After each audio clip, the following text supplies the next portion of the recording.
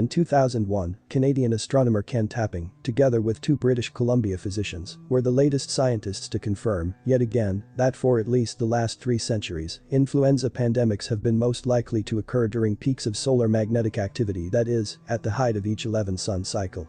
Such a trend is not the only aspect of this disease that has long puzzled virologists. In 1992, one of the world's authorities on the epidemiology of influenza, R. Edgar Hope Simpson, published a book in which he reviewed the essential known facts and pointed out that they did not support a mode of transmission by direct human-to-human contact.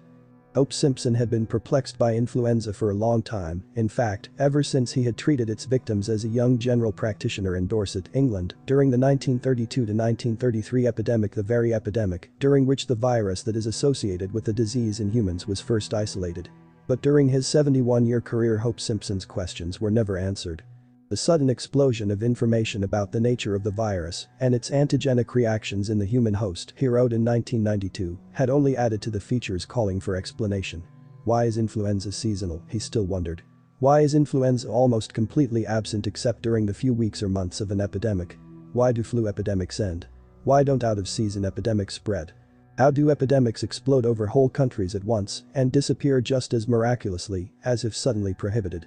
He could not figure out how a virus could possibly behave like this.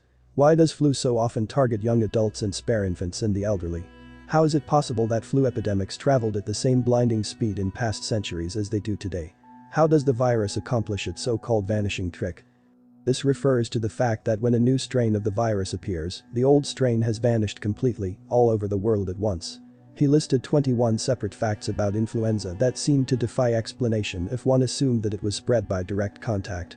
He finally revived a theory that was first put forward by Richard Shope, the researcher who isolated the first flu virus in pigs in 1931 and who also did not believe that the explosive nature of many outbreaks could be explained by direct contagion. Shope proposed that the flu is not in fact spread from person to person in the normal way, but that it instead remains latent in human or swine carriers who are scattered in large numbers throughout their communities until the virus is reactivated by an environmental trigger of some sort. Hope Simpson further proposed that the trigger is connected to seasonal variations in solar radiation and that it may be electromagnetic in nature, as a good many of his predecessors during the previous 2 centuries had suggested. When Hope Simpson was young and beginning his practice in Dorset, a Danish physician named Johannes Migge, at the end of a long and distinguished career, had just published a monograph in which he too showed that influenza pandemics tended to occur during years of maximum solar activity, and further that the yearly number of cases of flu in Denmark rose and fell with the number of sunspots. In an era in which epidemiology was becoming nothing more than a search for microbes, Migge admitted, and knew already from hard experience, that he who dances out of line risks having his feet stomped on.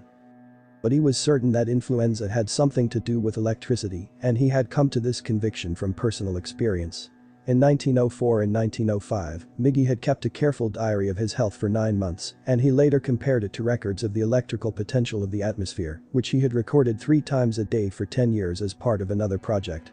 It turned out that his incapacitating migraine-like headaches, which he had always known were connected to changes in the weather, almost always fell on the day of, or one day before, a sudden severe rise or drop in the value of the atmospheric voltage. But headaches were not the only effects.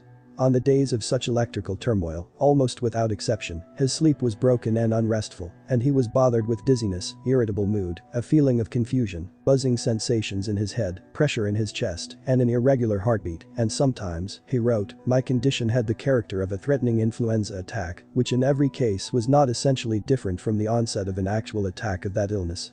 In 1836, Heinrich Schweik observed that all physiological processes produce electricity and proposed that an electrical disturbance of the atmosphere may prevent the body from discharging it. He repeated the then common belief that the accumulation of electricity within the body causes the symptoms of influenza. No one has yet disproven this. It is of interest that between 1645 and 1715, a period astronomers call the Maunder minimum, when the sun was so quiet that virtually no sunspots were to be seen and no auroras graced polar nights, during which, according to native Canadian tradition, the people were deserted by the lights from the sky, there were also no worldwide pandemics of flu. In 1715, sunspots reappeared suddenly after a lifetime's absence. In 1716, the famous English astronomer Sir Edmund Halley, at 60 years of age, published a dramatic description of the northern lights. It was the first time he had ever seen them. But the sun was still not fully active. As though it had woken up after a long sleep, it stretched its legs, yawned, and lay down again, after displaying only half the number of sunspots that it shows us today at the peak of each 11-year solar cycle. It wasn't until 1727 that the sunspot number surpassed 100 for the first time in over a century. And in 1728 influenza arrived in waves over the surface of the Earth, the first flu pandemic in almost 150 years. More universal and enduring than any in previously recorded history, that epidemic appeared on every continent, became more violent in 1732, and by some reports lasted until 1738, the peak of the next solar cycle. John Huxham, who practiced medicine in Plymouth, England, wrote in 1733 that scarce anyone had escaped it. He added that there was a madness among dogs, the horses were seized with the catarrh before mankind, and a gentleman averred to me that some birds, particularly the sparrows, left the place where he was during the sickness. An observer in Edinburgh reported that some people had fevers for 60 continuous days, and that others, not sick, died suddenly. By one estimate, some 2 million people worldwide perished in that pandemic.